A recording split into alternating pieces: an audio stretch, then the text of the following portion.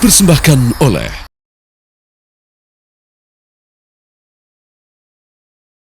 Assalamualaikum warahmatullahi wabarakatuh. Para pemirsa TV One yang dimuliakan dan diberkahi Allah Subhanahu wa taala, kembali kita berjumpa lagi dalam episode yang sangat penting ini ya. Hari ini kita akan membahas tentang keberkahan rezeki antara halal, etika dan kejujuran.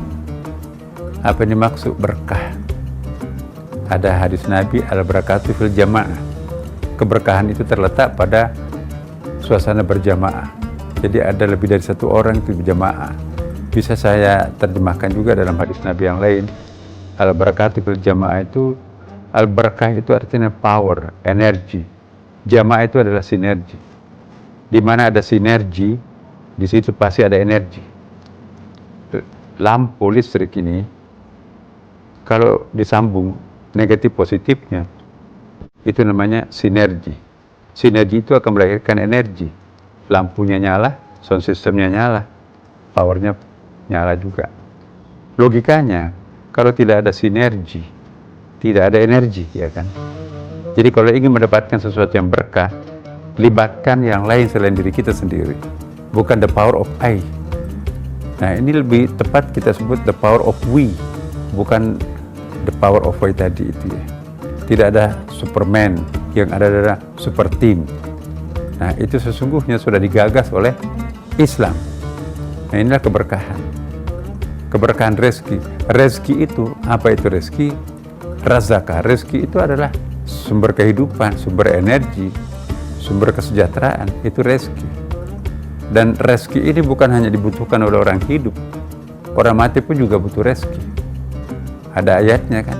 Misalnya, wala tahsabanna alladziina qutilu fi sabilillahi amwata bal ahya'un 'inda rabbihim yurzaqun. Janganlah kalian menyangka orang yang mati di jalan Allah atau mewakafkan hidupnya di jalan Allah itu adalah mati. Dia tetap hidup, kata Allah. Bal 'inda rabbihim yurzaqun, bahkan di mata Allah orang itu tetap mendapatkan rezeki.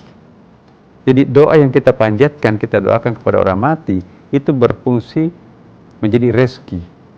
Doa kita kepada orang mati bertajasud, menjelma menjadi parsel yang akan memberikan hiburan buat orang yang sudah wafat. Ada hadisnya kan? Jadi doa seorang orang hidup untuk orang matinya itu nanti akan menjadi parsel, bingkisan yang sangat menghibur orang yang sudah wafat.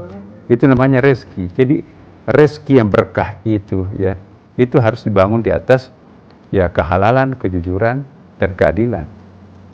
Tidak ada berkah pada harta yang tidak halal. Tidak ada berkah yang diperoleh dengan cara pintas, misalnya melalui korupsi, penyimpangan, sogok dan sebagainya.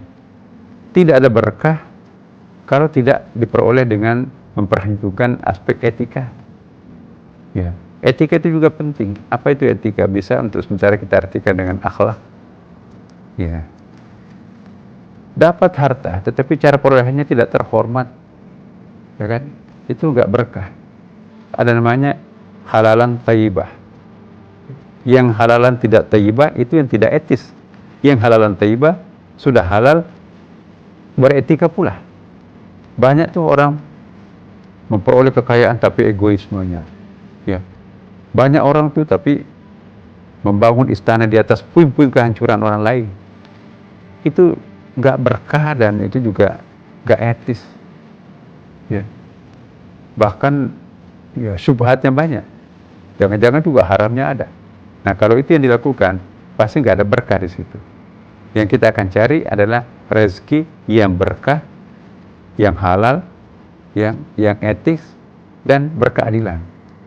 Nah, kalau kita numpuk harta, walaupun perolehannya itu halal, walaupun caranya itu pun juga diperoleh melalui jalan etik, tapi kita numpuk, tidak berbagi kepada yang lain, membiarkan saudara-saudaranya yang ada di belakang rumahnya itu tidak terurus, ya, tidak mau berbagi dengan sinyalnya misalnya, kan bisa kan dibocorkan itu passwordnya ke tetangganya yang miskin itu, supaya anak-anaknya bisa dipakai belajar. Dia nggak mau, terlalu egois, itu nggak adil.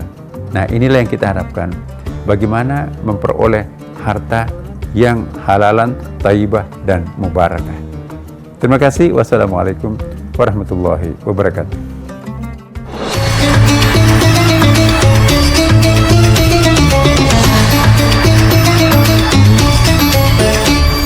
Dipersembahkan oleh